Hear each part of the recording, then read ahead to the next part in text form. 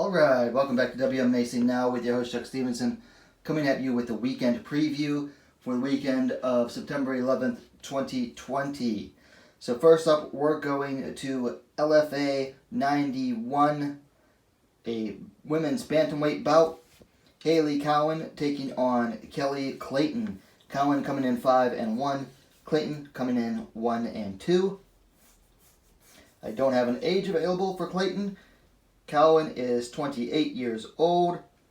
She's going to be the taller fighter, 5 feet 9 inches, 175 centimeters to Clayton's 5 feet 6 inches, 168 centimeters. And Cowan is going to have the reach advantage as well, 71 inches to Clayton's 66 inches. So, one thing I always say about LFA fights, always bet on blonde in LFA. Cowan barely got by, barely scraped away a victory in her bantamweight debut against fellow former flyweight Brittany Cloudy. That was 6 months ago. Looks like they are doubling down and trying to help her get an even easier victory this time. 5-1 taking on a fighter who's 1-2.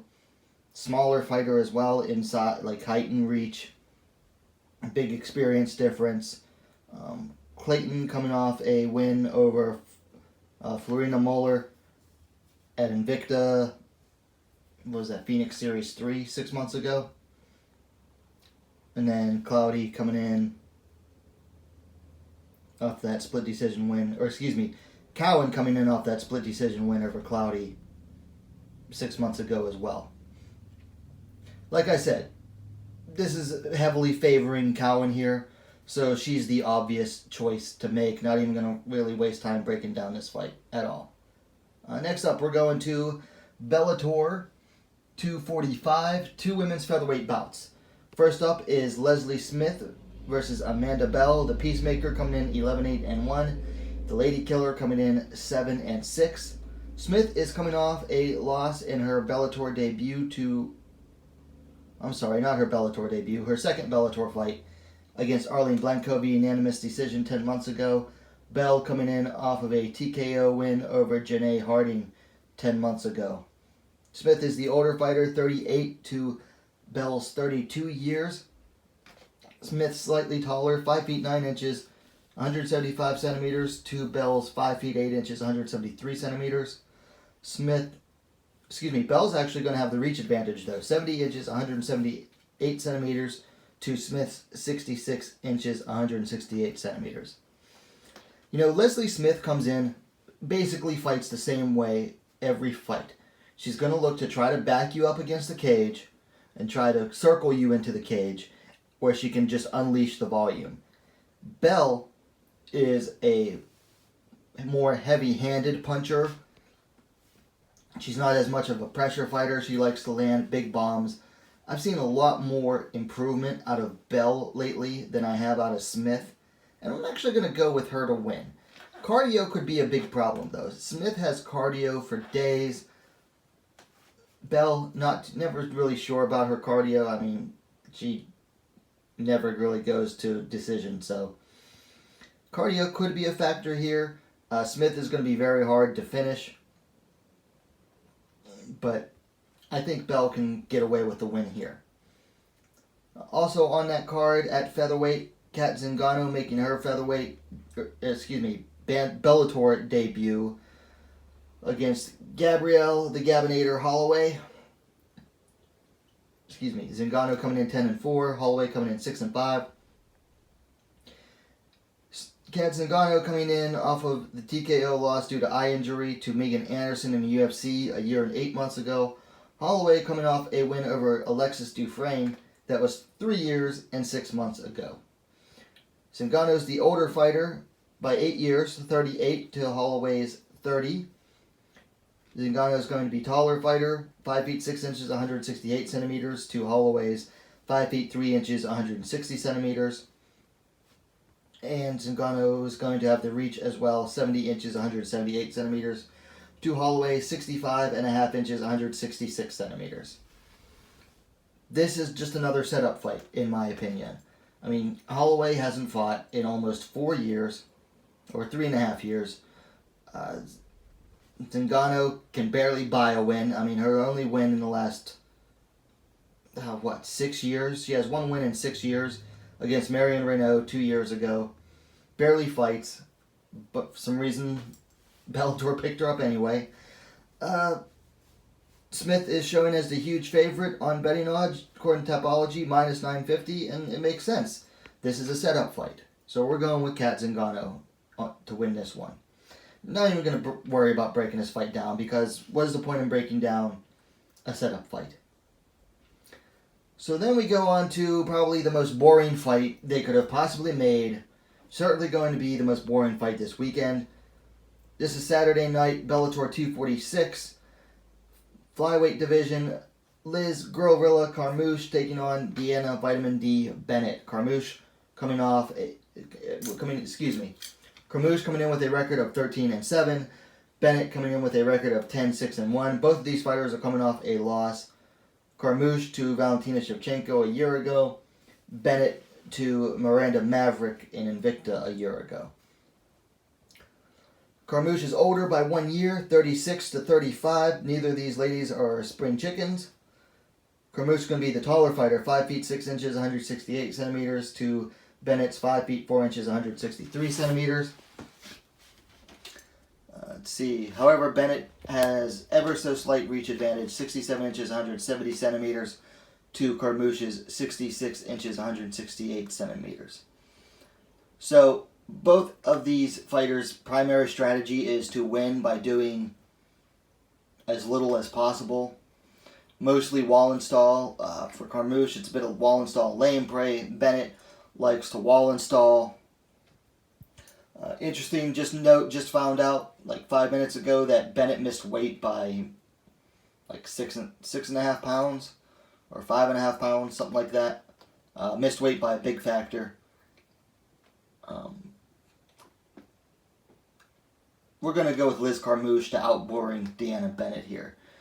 Bennett's boring, but Carmouche is a master at boring. Listen, I'm going to put this out here right now. Do not watch this fight. I will watch it for you. I will take one for the team. I will jump on this grenade. I'll watch the fight. Just skip it. I'll try to do a quick review on it when it's done. Just skip this one. There's no way this is going to be an exciting fight. 99% chance that this fight will end in a decision. So, moving along to the UFC on Saturday night has 4 ladies fights. First up, on the prelims, a bantamweight bout between Julia Avila and Sijara Eubanks. Raging Panda coming in 8-1. Sarge coming in 5-4. Avila coming in off of 4 straight wins. The most recent one being a TKO over Gina Mazzani 2.5 months ago. Eubanks coming in off a win over Sarah Morris via unanimous decision just shy of 4 months ago. Eubanks is the older fighter, 35 years to Avila's 32. Avila is going to be the taller fighter, 5 feet 7 inches, 170 centimeters, to Eubanks' 5 feet 4 inches, 163 centimeters. And Avila is going to have the reach advantage as well, 69 inches, 175 centimeters, to Eubanks' 67 inches, 170 centimeters.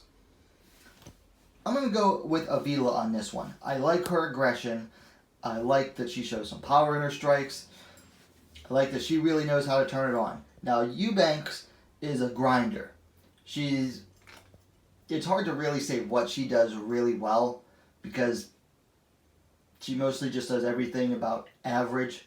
But Eubanks is going to might be able to slow this fight down and grind it out.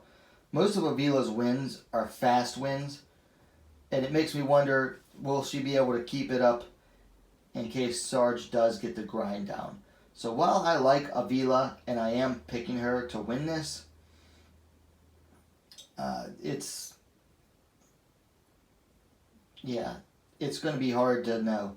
I mean, Avila does have the win over Kianzad by decision, but you look at most of her fights, the majority of them are by first round finish.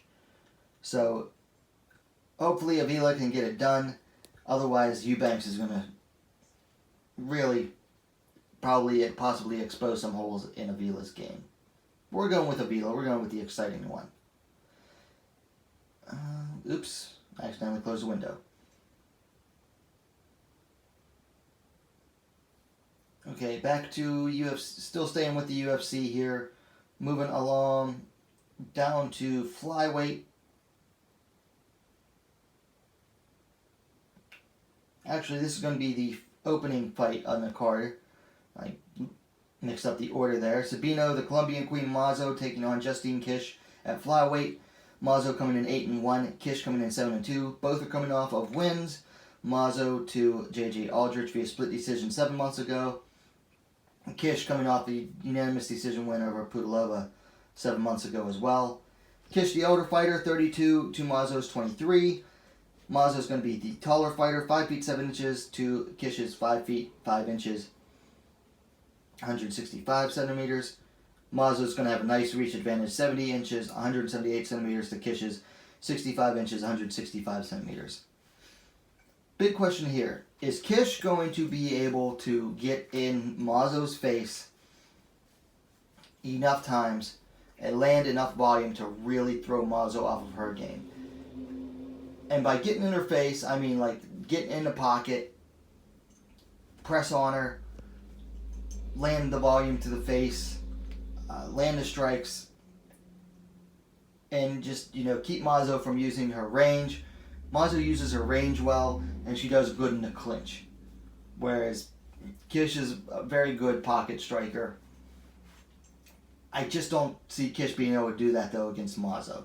This is a good test, though, because, Mazo barely scraped by J.J. Aldrich, who is, small and unathletic, but technically sound, whereas Kish is more stronger, probably bigger than Aldrich as well. But we're going with Sabino Mazo. So, moving up to the main card, flyweight bout between Andrea KGB Lee and Roxanne, the Happy Warrior Modafferi. KGB Lee coming in 11-4, Modafferi coming in 24-17. Both ladies coming off of a loss to Lauren Murphy. For Lee, it was 7 months ago. For Modafferi, it was just 2 months ago. Modafferi is the older fighter, 37 years to 31. Modafferi slightly taller, 5 feet 7 inches, 170 centimeters to Lee's 5 feet 6 inches, 168 centimeters. Looks like Lee, the reach is almost even, 69.5, 177 centimeters for Lee to Modafferi's 69 inches, 175 centimeters. Alright, so this is a rematch from 5-6 years ago almost already. I want to say their first fight took place in 2014. Both of these fighters have made improvements since then. I would say probably Roxy made the bigger improvements. Yeah, 6 years ago. 2014 this fight took place. First match. Anyway, so both fighters have made improvements since then. I would say Modafferi has made the more marked improvements, the bigger improvements. The real question is, can Modafferi do the same thing that she did to Lee 6 years ago? Personally, I think she can. Modafferi goes in, she has a game plan. Her game plan has become very clinch reliant. Get into the clinch, go for the takedowns, and pound out her opponent or go for the submission from there. Lee doesn't really seem to come in with any real game plan against her fighters. She strikes with them until she can't, and then she goes for the wrestling. Personally, I'm going with Roxanne Modafferi on this one. I think she's going to be able to repeat her victory from 6 years ago. Moving along to the main event, strawweight bout. Michelle Watterson versus Angela Hill. Karate Hottie coming in 17-8. Overkill coming in 12-8. Watterson coming off of 2 straight losses, but to Joanna Jędrzejczyk and then Carla Esparza, so 2 former champions. Hill coming on off a split loss to Claudia Gadelha 3 months ago. They're the same age, 34 years. Same height, 5 feet 3 inches, 161 centimeters for Watterson, 160 centimeters for Hill, according to Tapology. Hill, however, does have the reach advantage, 64.5 inches, 164 centimeters, to Watterson, 62 inches, 157 centimeters. This fight is very interesting. I do plan to come out with a full preview of it later tonight. Hopefully I can get it done in time. I'm going with Watterson on this one. I think she adapts better to certain fighters. And, you know, while her problems are mainly in her range, she's become almost a complete outfighter now. I can easily see her getting a sub against Hill. A lot of people seem to have already forgotten that Hill just got submitted in the first round like a year ago against Randa Marcos. And Watterson is just as slick as Marcos with the submissions. I mean, Watterson was on the back of Joanna Jędrzejczyk earlier this year. So... or maybe it was last year, like late last year. I mean, is it really that hard to imagine Watterson getting a submission against Hill here? I don't think so. But like I said, I'm going to do a bigger breakdown on this one, but for now the pick is Watterson. And then finally, we move over to Dana White's Contender Series. On Tuesday is going to have a women's featherweight bout between Danielle... what was her name? Danielle Wolf. Not the Danielle Wolf, but this is another former boxer named Danielle Wolf, taking on Invicta Phoenix Series 3-2 champ, Tanisha Tennant. Wolf making her MMA debut, although she has a boxing record of 27-14. Tanisha Tennant is 3-0 officially as a pro, although she does have those 2 exhibition wins in the Phoenix Series. Wolf is the older fighter, 37 years to Tennant's 31. I do have the height. Wolf is definitely the taller fighter, 5'11", 180 centimeters to Tennant's 5'7", 170 centimeters. Don't have a reach available for Wolf. Do have one for Tennant, 72 inches, 183 centimeters. So, I like what I see from Tennant. I think she is definitely a future in the bantamweight division. I don't know why she's taking this fight at featherweight. Probably because that's what was offered to her. I don't know anything about Danielle Wolf other than she's a boxer and apparently she has won some jiu-jitsu tournaments. From what I can find, I haven't watched any tape on her. I'm not making a pick on this one. Tennant looks to have a lot of promise, but she's still very green. Her wins come over other green fighters. Wolf is just a complete unknown, pretty much. Although you got to think with that boxing record, she's got to be good on her feet. It's hard to say. I mean, it's with women's boxing. So yeah, I'm not going to make a pick on this one. There's just too many unknowns in this fight. If I'm forced to pick one, like twist my arm, I'm going with Tennant though. So that's it for the weekend preview. It's a bit sloppy, not as great as I want it to be.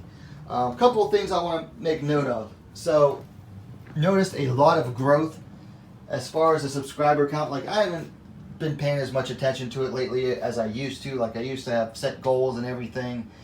But the past month and a half, huge uptick in subscriber count. So I just want to welcome all the new subscribers. Welcome to the scene. Very happy with the growth as well. And also, if you noticed, I've been kind of cutting back on a number of videos I've been making. I've had some personal issues going on in my life that I've had to, dedicate myself more to, which has required me to step back from spending as much time making the videos. Hopefully, I'll be able to get back to them in the next week or so. Get back to doing the WMMA scene report every week. Just get back into the groove of things. But for last couple weeks, I've had to, really focus on non-MMA stuff more. Something you just gotta do sometimes. But hopefully, we'll get back I'm going to try to get back into, the groove, making more videos, doing more reviews, everything like that. So just asking for a little more patience until then. Anyway, let me know your thoughts on all the fights in the comments down below. If you like the video, please give it a like and share it as well. That's how the word gets out. In the meantime, what are you waiting for? Subscribe to WMMA Scene Now, the most complete women's mixed martial arts dedicated platform on YouTube. Thanks for watching, as always, and we'll see you next time.